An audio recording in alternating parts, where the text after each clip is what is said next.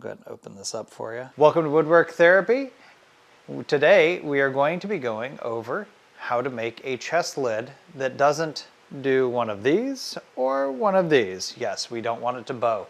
So we're going to show you how to go and prevent that so that we have a stabilized chest lid. So we'll be doing that. If you haven't already done so, don't forget to like, subscribe, and hit that bell notification icon for all of our newest videos and tips and tricks videos like this one. And on that note, let's get to the, well, building a chest lid. It's going to be pretty awesome. Let's do this. In this first part, we're going to go ahead and start cutting down 6 different boards for our top. Basically, we're cutting them down to a width divisible by 6. So in essence, if you have 20 inches of top that you need, just take that 20, divide it by 6, and then that turns into the width of your board. So kind of the quick, easy way to throw that into a calculator and make it happen. But yeah, that's what we're doing here on this part, and then we will get these glued up.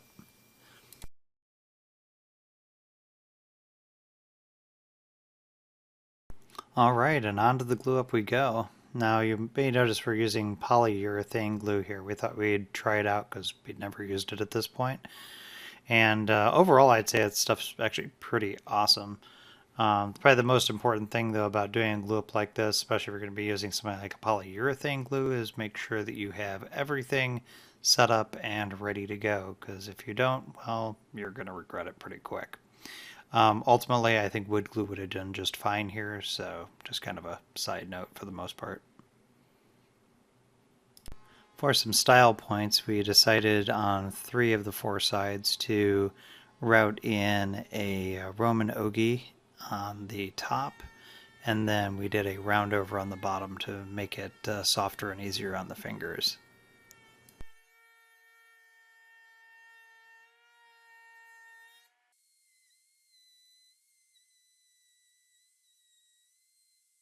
So we decided to do a little bit of personalization. One of the things that we wanted to do in here was get the child's name right there into the top. So in this case here, we got some, they're like 3-inch or so state park templates from Rockler. We'll leave a little link below for those. And just went ahead and went to town with the router on that, and that probably took us about like 5-10 minutes to kind of get through all of it, and it came out really nice, and it definitely made a nice little accessory to the top. Definitely a vanity item, but at the end of the day, definitely worth it. Alright, so one of the things you want to do to make sure that you stabilize the lid, especially if you're not doing like a breadboard end, you're just doing a raw lid like what we did in here, is we want to make sure that we have these little kind of straps. I can't remember for the life of me what these are called. I'm sure somebody down in the comments can throw this out there, but basically what these do is they allow the grain to go the opposite direction of the grain that's on here. Now by doing that, this keeps the lid from kind of bowing in over time and looking weird and whatnot. We definitely don't want that. So when we go to do ours, first off is that we need to determine exactly how long does this thing need to be. Now, you probably could sit there and figure out all the measurements and stuff like that, but like most things on this channel, we try to do things more from a beginner level, or sometimes really more from an advanced level, because we want to do stuff that is easy for everyone to do. So I'm going to show you how that's done real quick. Okay, so when you're trying to figure out exactly how long you want it to be, the first thing is that if you have one of these neat little jigs, which I would highly suggest getting because they do make life easier and you can drill through them, which is nice. You can see they got little holes in here and everything. Again, not sponsored, but this is from Rockler. This helps you square away this. So what we want to do is just put our jig up here, and then we can just strike a line right here, right off the bat. And what this does, this tells us, okay, cool, this is the bottom. And then we can just take this, go around here to the top, and you can basically do the exact same thing. Now the nice thing about that on a panel this large is that this is going to make it so the wood is far away from the hinge. Let me show you why. So here's our line, right? Take our hinge, put it on here. Our hinge is back here, our line's up here. We don't want the wood butted up against the hinge for various reasons. But what we do want is we want the wood to be pretty close to that hinge, but we don't want them to like hang out every day, right? So what this does, this allows us to put this here, and then we have good spacing on both sides. Now, add in a little bit of extra to this. The other thing we want to do is we want to take one of these. If you don't have one of these, get one of these. They're great. And then we can just sit here and put this wherever we want. I actually got to adjust it a little bit different. That's why this isn't hitting the line, but it's the same general principle. You just want to have a good even spacing from the sides. So then you can kind of go through here and then be like, oh, okay, cool, this is a little off, so I'm going to go ahead and correct there. I can check here, push this in a little bit.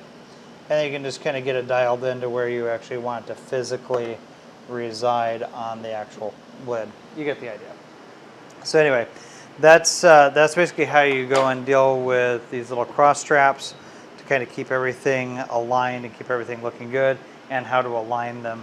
So we're going to do some decorative stuff here with this.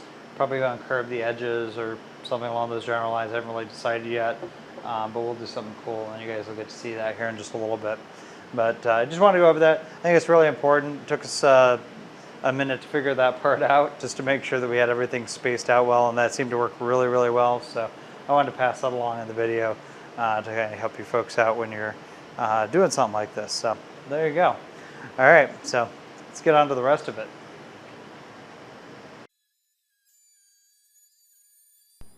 We decided to go ahead and just do 45s all the way around, just to kind of keep it stylized the same.